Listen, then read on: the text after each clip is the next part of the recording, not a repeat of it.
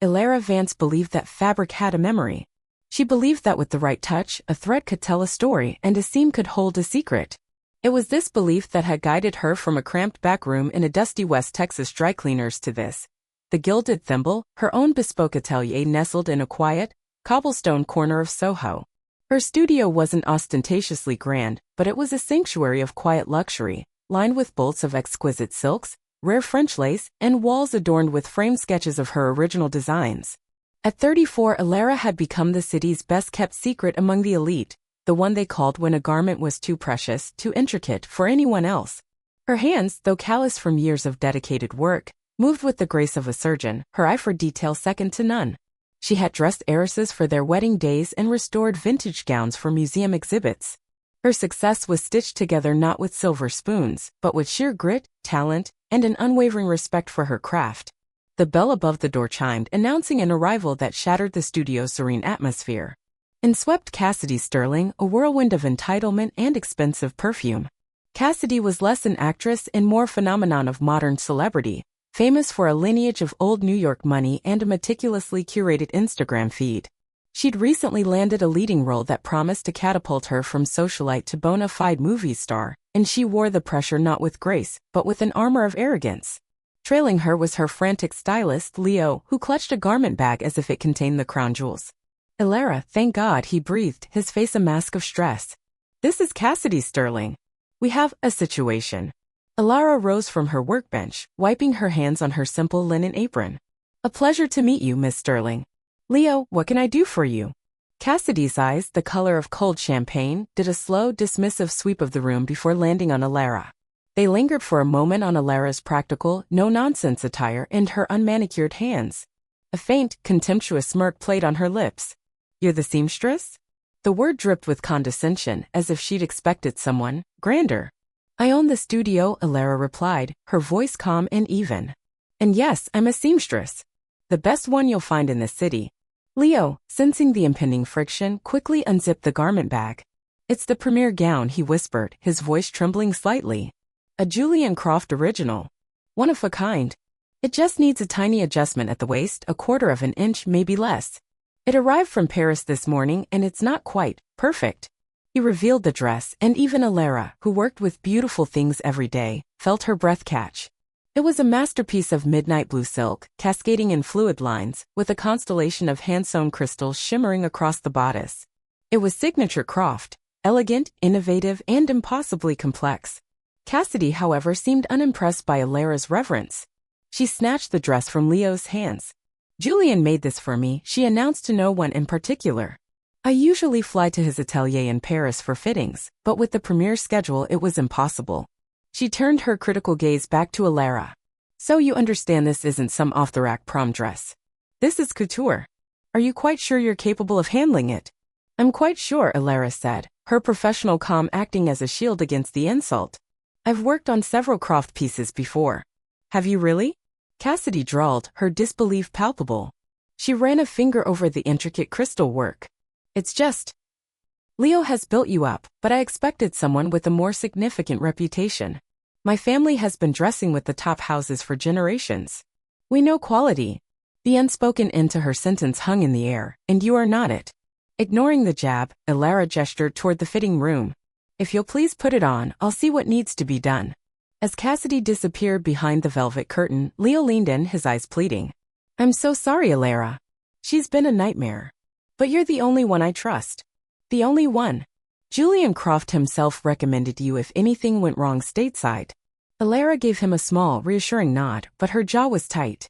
She had spent a decade building her name, pouring her heart and soul into every stitch, only to be looked at as if she were the hired help who'd wandered in off the street. The implicit conflict was clear. To Cassidy Sterling, Ilara Vance wasn't an artist or a successful business owner. She was just a woman with a needle and thread, a lowly laborer unworthy of touching her designer gown. And for a woman like Cassidy, that was a transgression that could not be left unchallenged. The premiere was a dazzling spectacle of flashing cameras and Hollywood glamour, but the after-party was where the real power dynamics of the industry were on full display. Held in a penthouse ballroom overlooking the glittering Manhattan skyline, the air buzzed with champagne-fueled chatter. Ilara was there, an unusual but not entirely unprecedented occurrence.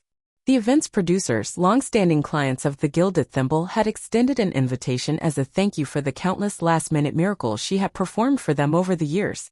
She stood quietly near a marble column with Leo, feeling a bit like a field mouse at a lion's banquet, but content to observe the spectacle. And at the center of it all was Cassidy Sterling. She was magnificent, a celestial body in a universe of her own design. The Julian Croft gown moved with her as if it were liquid midnight, the crystals catching the light and scattering it like fractured stars. The alteration was, of course, flawless. The waist cinched her form perfectly, enhancing the dress's dramatic silhouette without a single pucker or pull. She was holding court, surrounded by a sycophantic circle of agents, producers, and fawning media personalities. An entertainment journalist with a wide, predatory smile and a microphone pushed her way to the front. "Cassidy, the film is a triumph, but we have to talk about this gown. It's simply breathtaking. Julian Croft has outdone himself." Cassidy preened, placing a delicate hand on her hip. "Oh, Julian is a true genius, isn't he? A visionary. His work is simply on another level. This dress has a soul." She then caught sight of Alara standing with Leo across the room. A malicious glint sparked in her eyes. An opportunity had just presented itself. "The fit is just impeccable," the journalist gushed. "Did Julian fly in for a final fitting?" Cassidy let out a light, tinkling laugh that was pure performance. "God, no. As if he has the time. No, for the final, tedious little tweaks, we had to use someone local." She paused, raising her voice just enough to carry, her gaze locking onto Alara. The clusters of conversation around them began to quieten as people sensed the shift in tone. "It's honestly so difficult to find competent help these days, you know? You hand over a priceless piece of art to someone and you just have to pray they don't ruin it." Leo stiffened beside Alara, his face paling. "What is she doing?" he muttered. The journalist, sensing drama, leaned in closer. "So you had it altered here in New York?" "Yes," Cassidy said loudly, her voice now slicing through the room's ambience. She pointed a slender finger directly at Alara. "That woman over there, actually. I think her name is Eleanor? Elena." The deliberate misnaming was a small, sharp jab. "Can you believe it? I was told her first job was patching up blue jeans at some roadside dry cleaners in a town with more cows than people. From mending overalls to handling haute couture, it's quite the leap, isn't it?" A wave of murmurs rippled through the crowd. All eyes swiveled to Alara, pinning her to the spot. The humiliation was a physical blow, hot and sharp. She could feel the stares, a mixture of pity, morbid curiosity, and thinly veiled contempt. Cassidy wasn't just downplaying her work. She was actively trying to erase her legitimacy, to paint her as a backwoods amateur who got lucky. "I mean, I was holding my breath the entire time she had her hands on this dress," Cassidy continued, her voice dripping with faux horror. "Honestly, the poor thing looked like she was about to faint just from being in the same room as it. It's a miracle it survived." The circle around Cassidy tittered with laughter. No one defended her. Leo looked like he wanted the floor to swallow him whole, utterly silenced by the sheer force of his client's social power. Alara's heart pounded against her ribs, but years of practiced professionalism formed a fragile dam against the flood of anger and shame. She lifted her chin, her voice quiet but firm, intending to respond only to the people beside her. "My work speaks for itself." But Cassidy had the ears of the room. "Oh, darling, your work?" she scoffed, overhearing the remark with glee. "Let's not be so dramatic. You tightened a seam. You were a good little helper, and that's all. It's important to know your place in the world, don't you think?" The final patronizing remark landed like a slap. Alara stood utterly isolated, her decade of dedication, her artistry, her hard-won business, all reduced to nothing in a matter of seconds by the cruel whim of a privileged starlet. She was no longer Alara Vance, proprietor of the Gilded Thimble. In the eyes of this glittering, powerful crowd, she was just the lowly help, put back in her place. The silence that followed Cassidy's pronouncement was thick and suffocating. Alara stood frozen in its center, the focus of dozens of unsympathetic eyes. Cassidy reveled in her triumph, a queen bee who had just delivered a fatal sting, a satisfied smirk playing on her lips. She was about to turn away, her point brutally made, when a ripple of motion started at the edge of the room. A man stepped out from the relative shadows of a velvet-draped alcove, where he had been quietly observing. He was older, perhaps in his late 60s, with a sharp silver-white haircut and eyes that seemed to hold the wisdom of 1,000 patterns. He wore a simple, exquisitely cut black suit, and he moved with an unhurried grace that commanded attention more effectively than any shout. The whispers started instantly, a wave of shock and disbelief passing through the crowd. It was Julian Croft. The legendary designer was notoriously reclusive, a mythic figure who hadn't attended a public event of this nature in over a decade. His presence alone was a seismic event. Cassidy's jaw went slack, her smug expression dissolving into one of starstruck awe. She straightened up, preparing her most dazzling smile to receive the master. But Julian Croft walked directly past her. He didn't even glance her way.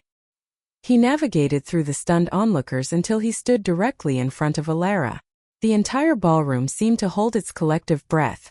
"Alara," he said, and his voice, a gentle baritone with a crisp English accent, was filled with genuine warmth. "There you are. I was hoping I might see you this evening. The gown looks magnificent on her. Your work is, as always, perfect." Alara could only stare, speechless. Julian Croft was her idol, the man whose work had inspired her to pursue her dream, but they had never met in person. Ignoring the gasps from the crowd, Croft turned his cool, discerning gaze upon Cassidy and the still recording journalist. "I seem to have arrived at the end of a rather distasteful conversation," he stated, his voice losing its warmth and taking on an edge of steel. "Allow me to provide some clarity, as there appears to be a grave misunderstanding." He looked directly at Cassidy, his eyes cold. "First, this gown was not a gift. It was a loan. A loan I was hesitant to grant, given my reservations about its treatment once it left my atelier." He then addressed the entire room. "My sole condition for this loan was that, should any last-minute alterations be required, they were to be performed by one person and one person only, Ms. Alara Vance." A collective audible shock went through the room. Cassidy's face, once flushed with victory, began to drain of all color. Croft wasn't finished. He gestured toward Alara with a look of profound respect. "Some of you may not know who this woman is, so allow me to educate you. 15 years ago, I saw a photograph of a single hand-stitched rosette on a graduation dress, made by a young woman in Texas. The technique was so innovative, so precise, that I tracked her down and personally sponsored her first apprenticeship in Paris. That young woman was Alara Vance." He let that sink in before continuing, his voice ringing with authority. "I have followed her career ever since. She is not a dress fixer or a helper. She is an artist. Her understanding of structural integrity, fabric memory, and the nuance of the human form is a rare gift. She is, without question, one of the most talented couturiers of her generation." He finally let his eyes drift down to the gown Cassidy was wearing, his expression purely critical. "Miss Sterling seems to believe the adjustment was a simple matter of tightening a seam," he said with a withering tone. "The truth is that the transatlantic shipping caused the bias of the silk to settle unevenly, a minute but critical flaw. Alara didn't just tighten it. She redraped and invisibly reset the entire crystal bodice to rebalance the gown's gravitational pull. It is a task I would hesitate to give my own head seamstress in Paris." He paused, delivering the final devastating blow. "The only reason I consented to this dress appearing here tonight was my absolute faith in Alara's hands. It seems my faith was well placed in her, if not in the character of the woman wearing it." The reversal was absolute and breathtakingly brutal. The journalist's microphone, which had been Cassidy's scepter of power, now seemed like an instrument of her execution. The sycophantic laughter was a dead echo in the tomb-like silence of the ballroom. Cassidy Sterling stood pale and trembling, exposed not as a star, but as an arrogant, ignorant fool. And Alara, no longer the humiliated outcast, was bathed in the light of vindication, anointed by the living God of her own profession. The silence in the ballroom finally broke, not with a return to the party's cheerful buzz, but with a complete realignment of its energy. The gravitational center had shifted from Cassidy Sterling to Alara Vance. Leo rushed to her side, his face a mixture of relief and awe. "Alara, my God, I am so sorry I just stood there. That was incredible. You are incredible." But he was soon jostled aside by others. A veteran film director, known for his period dramas, approached her to praise the structural genius Croft had described. A respected costume designer she had long admired pressed a business card into her hand, her eyes shining with respect. "I'd love to talk to you about my next project," she said earnestly. "Your insight would be invaluable." The journalist, having completely abandoned the disgraced Cassidy, now approached Alara with a deferential reverence. "Ms. Vance, would you be willing to give me a comment? About your history with Mr. Croft? About the artistry behind your work?" Alara, overwhelmed but anchored by a profound sense of vindication, answered with quiet grace. She spoke not of the humiliation, but of her passion for the craft, her respect for the fabric, and her admiration for the man who had just defended her. All around her, people were looking at her not as the help, but as a master. Meanwhile, Cassidy had become a ghost at her own celebration. Her circle of admirers had evaporated, leaving her isolated in a sea of judgment. Her face was a brittle mask of composure, but her eyes darted around frantically, seeking an escape. Her public relations manager, a woman with a face like thunder, appeared at her elbow and steered her firmly towards a side exit, away from the countless phones that were now subtly pointed in her direction. The story was already rocketing through the digital ether of the city's elite. The consequences for Cassidy were swift and merciless. By morning, an article titled "Stitched Up, Starlet Cassidy Sterling Schooled by Couturier Legend" was the talk of the industry. She was forced to issue a painfully formal ghost-written apology to Alara for her careless and inappropriate remarks. It was a humiliating public admission of defeat, but the real damage was to her carefully constructed image. The persona of sophisticated old-money elegance had been shattered, replaced by the reality. A classless bully who didn't even recognize the artistry she claimed to embody. For Alara, the next day began not with the bitter residue of shame, but with the scent of triumph. A delivery arrived at the Gilded Thimble, an impossibly beautiful arrangement of white orchids, so rare they looked like sculpted porcelain. Tucked inside was a card with Julian Croft's distinctive, architectural handwriting. Alara, it read, "Your poise last night was as impeccable as your stitching. True artistry will always speak louder than empty noise. It is long past time the world heard your voice more clearly." Below that was a proposition that made her heart stop. He was proposing a collaboration, a limited edition capsule collection of gowns, Croft and Vance, to be designed together and crafted in her Soho atelier. He wanted to invest not just his name, but his capital to expand her studio and give her a global platform. It was an opportunity beyond her wildest dreams, a direct result of the integrity she had fought to maintain. Standing in her sunlit studio, surrounded by the tools of her trade, Alara felt a profound sense of peace. The incident had been a trial by fire, but it had burned away all doubt, leaving only the pure, unshakable truth of her own worth. Her success was not owed to anyone's approval but was earned with her own two hands, the same hands Cassidy had scorned, and the same hands that would now help design the future of couture. 6 months later, the Gilded Thimble was transformed. The expansion, funded by Julian Croft's investment, had doubled its size, incorporating the adjacent storefront.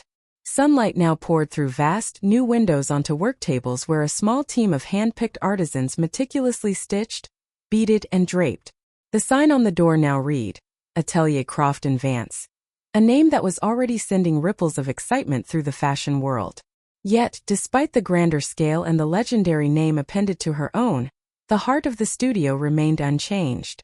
It was still Alara's sanctuary, a place where the rustle of silk and the quiet hum of concentration were the dominant sounds. Alara, moving between her team members, offering guidance and encouragement, was not just a boss, but a mentor, fostering a new generation of talent with the respect she had once been denied. The bell above the door chimed one afternoon, announcing a client with an appointment booked under the generic name Smith. When Alara emerged from the back room, she found herself face to face with Cassidy Sterling. The change was stark. Gone was the entourage, the couture, the armor of arrogance. She was dressed in expensive but understated casual wear, her hair pulled back simply, her face devoid of its usual camera-ready makeup. She looked smaller, diminished, and deeply uncomfortable. Her film had been a box office hit, but her personal brand had been irrevocably tarnished. She'd lost a lucrative cosmetics campaign and had been publicly dropped by 2 major fashion houses. The industry that had built her up had turned its back with brutal speed. "Hello, Alara," Cassidy said, her voice barely above a whisper. Miss Sterling, Elara replied, her tone perfectly neutral. She felt no anger, no satisfying surge of victory, only a distant clinical curiosity. What can I do for you? Cassidy wrung her hands. I just wanted to come and… Well, I suppose I should congratulate you. She gestured vaguely at the beautiful, bustling studio. You've done very well for yourself. It's all very impressive. The compliment was still tinged with the faint, sour note of condescension, as if Elara's success were a surprising parlor trick. Thank you, Elara said simply, her gaze steady. We're very proud of the work we do here. There was an awkward silence.